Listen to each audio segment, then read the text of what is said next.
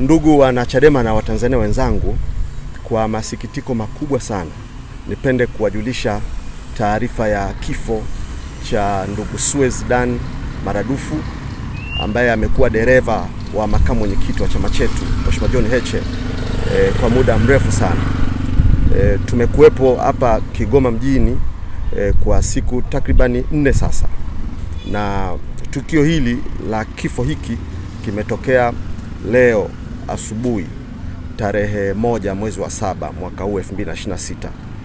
Ndugu Suez amekutwa amefariki kwenye lodge hoteli aliyokuwa amefikia, na asubuhi ya leo kulikuwepo na jitihada kubwa za kumtafuta kwa sababu alitakiwa afike hotelini kumchukua Mheshimiwa Heche mapema asubuhi. Sasa akawa hapatikani kwenye simu zake zote.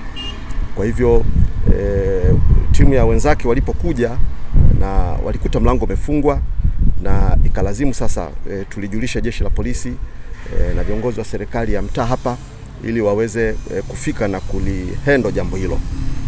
Kwa hivyo mlango ulipovunjwa, mwili wa ndugu Suez ulikutwa chini karibu na mlango, akiwa amedondoka chini na damu zikiwa zimetapakaa pale chini. Sasa jambo hili bado halina majibu ya sababu ya kifo chake. Kwa hivyo askari wa jeshi la polisi wameuchukua mwili kwenda kufanya postmortem, na mawakili wetu wawili, Mheshimiwa Deo Mahinyila na wakili Dickson Matata, wataungana kwa ajili ya kushuhudia hiyo process yote ya uchunguzi, yani postmortem, na baada ya hapo tutapata taarifa kamili ya nini kimepelekea kifo na mauti ya ndugu Suez Maradufu. Kwa hivyo nichukue fursa hii kuwapa pole familia ya ndugu Suez. Jambo hili limekuwa ghafla sana. Nichukue fursa hii kumpa pole pia na makamu mwenyekiti wa chama chetu Mheshimiwa Heche.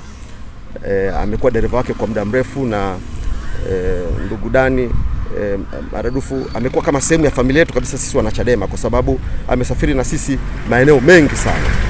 Kwa niwape pole wanachadema ambao wanamfahamu, na amekuwa rafiki wa wanachadema wengi, na niwape pia pole wa Tanzania walioko sehemu mbalimbali ambao wanatutakia mema chama chetu, wamekuwa wanatuombea, wamekuwa wanatuchangia.